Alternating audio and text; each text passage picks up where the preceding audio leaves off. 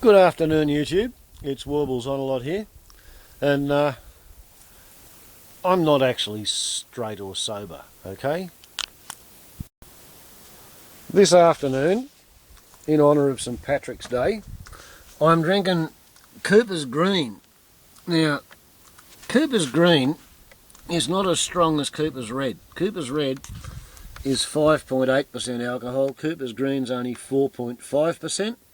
So 1.3 standard drinks, which means the three that are empty makes up 3.9 standard drinks.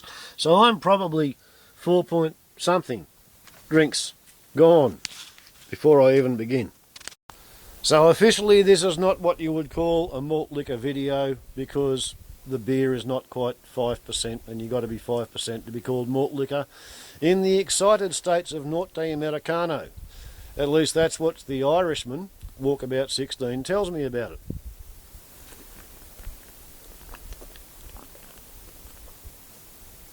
Now, I want to make a video from the point of view of a drunken, loudmouth, fool on the hill, mad scientist. And I want to talk about global warming. And I want to talk about the denialists, but we'll get to them later. In the beginning, I got to say that I first became seriously aware that global warming caused by anthropogenic or human-caused carbon dioxide emissions was a problem back in about 1986. Back then I was living as a hermit the first time, and I was 5 miles from the nearest house, and I was 5 miles from town, and I was reading a book called X the Unknown Factor, written by a molecular biochemist. And this bloke had a bit of a career as a science fiction writer, and because he had a career as a science fiction writer, he was able to get his publisher to put together 10 of his best hard science, not fiction essays, and put them out under his name. And that's what X the Unknown Factor was about. So Isaac Asimov wrote an essay about carbon dioxide, and I paid attention. And he wrote an essay about ozone and the effect of Freon upon the ozone, which protects the Earth from ultraviolet radiation. And since I read that essay, globally, legislation has been enacted, and I'd have to say that at least the ozone hole has been fought to a standstill. It's not quite getting better, but it's not getting any worse, because we've stopped using Freon as a propellant in spray cans of hairspray and deodorant and shit like that.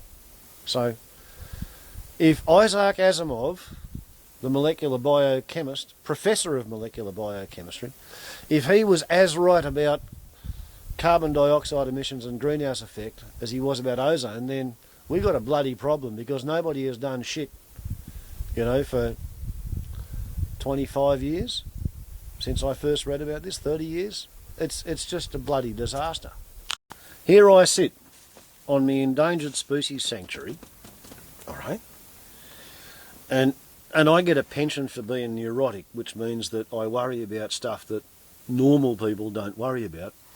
And it's normal to light a fire to make your food become cold, right?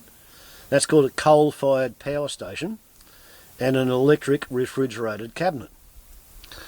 And despite the fact that from a thermodynamics point of view, if you want to burn coal and have the energy release at some point remote from the place where you light the fire, the place at which it becomes thermodynamically more efficient to build a railway line and put the bag of coal on the train and carry the bag of coal to where you want to have the energy release and burn it when you get there, it's 28 miles, 40 kilometres, right?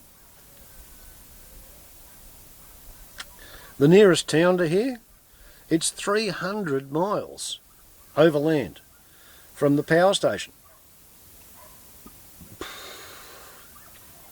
The idea of lighting a coal fire to boil water to blow steam on a windmill, to spin a wheel covered with magnets, to excite some electrons, to put the excited electrons into a aluminium wire and transport it 300 miles across the country so that somebody else can feed the excited electrons into an electric motor at 50% efficiency to run a compressor to compress a gas, run it through a heat exchanger and then release the pressure from the gas so that the cabinet becomes cold.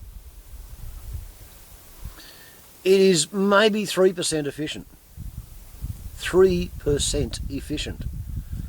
97% of the energy from the coal they're burning to make their food go cold is dumped into the atmosphere as heat. Alright? These normal people are lighting fires to make their food get cold, which is out of touch with reality, and that makes them psychotic. So the psychotics work to pay the tax to pay my pension because I'm only neurotic.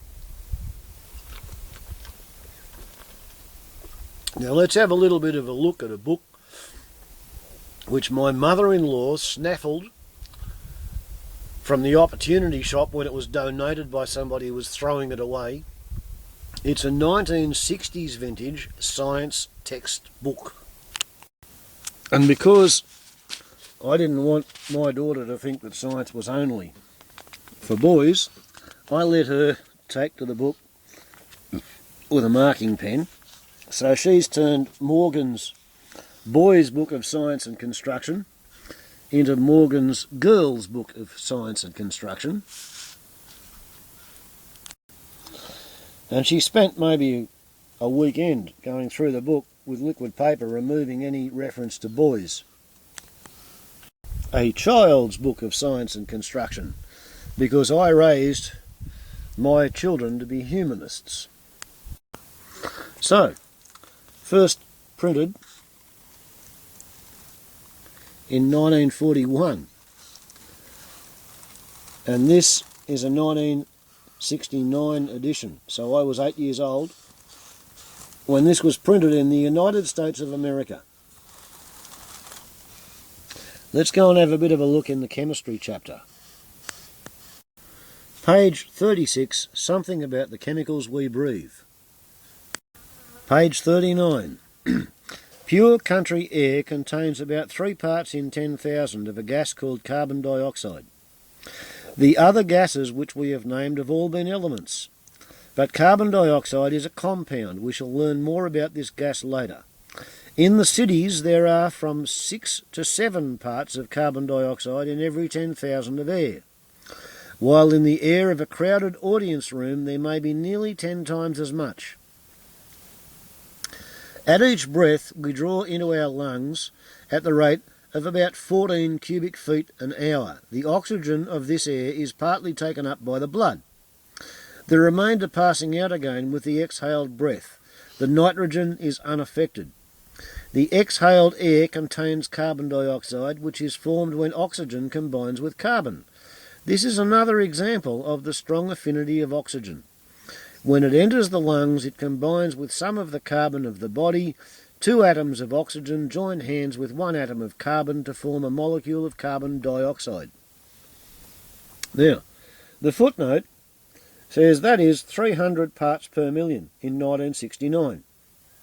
Now, in 2000, right, 12 years ago when I wrote the footnote, there are 360 parts per million.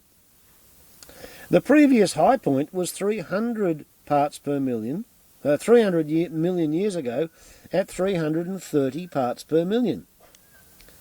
So, burnt fossil fuel and wood 12 years ago had raised the level of atmospheric carbon dioxide to 30 parts per million above what it was 300 million years ago.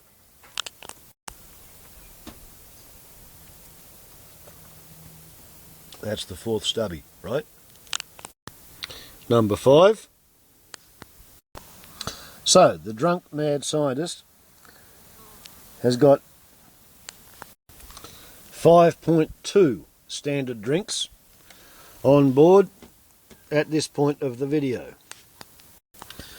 Now, for a while there was a bunch of people who formed a political organisation, and they called themselves 350 parts per million, because they figured that that was the maximum amount of carbon dioxide that the world's air could cope with without the greenhouse effect causing the temperature to rise by more than 2 degrees.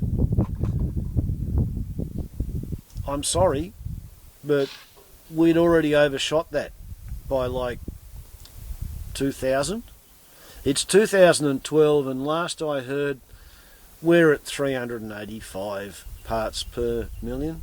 So we're going to get a global temperature rise somewhere over 2 degrees. We don't know where it's going to be. It might be 4 degrees, might be 7 degrees. What this means is that planet Earth's attempts to maintain the temperature are going to get more violent. So the extreme weather events will become more frequent and more extreme. So instead of hailstones the size of golf balls being unusual, it won't be that rare to have hailstones the size of tennis balls.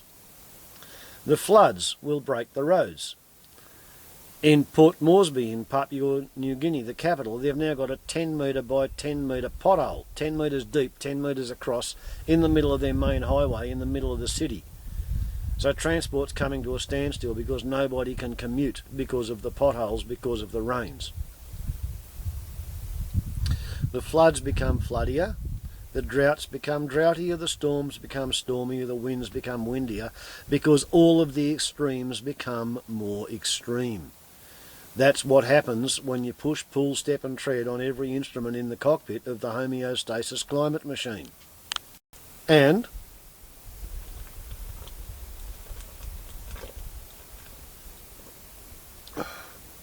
that's what you're doing.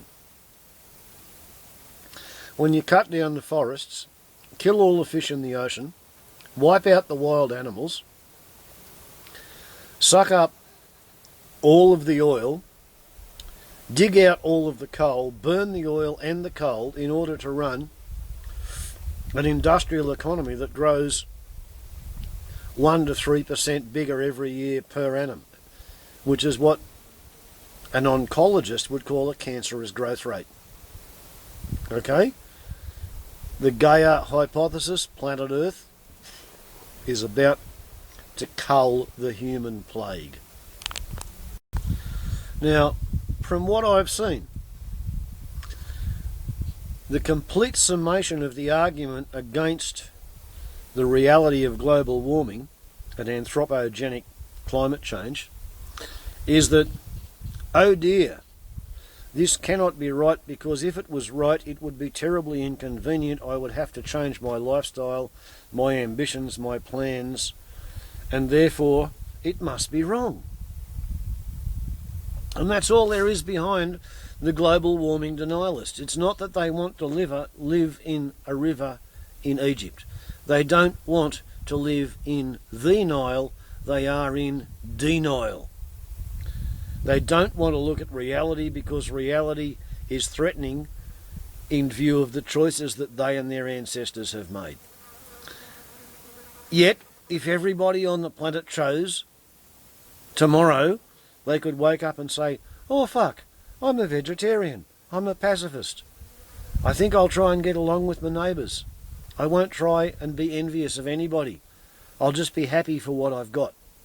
I will try and consume as little as possible and to contribute as much as I can so that next year the environment is enriched and there's a bigger harvest and everybody can be happier.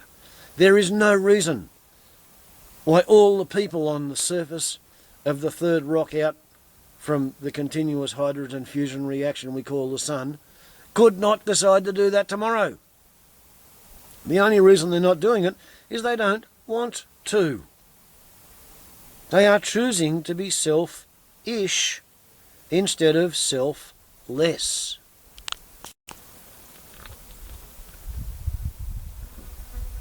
So here I am, the fool on the hill.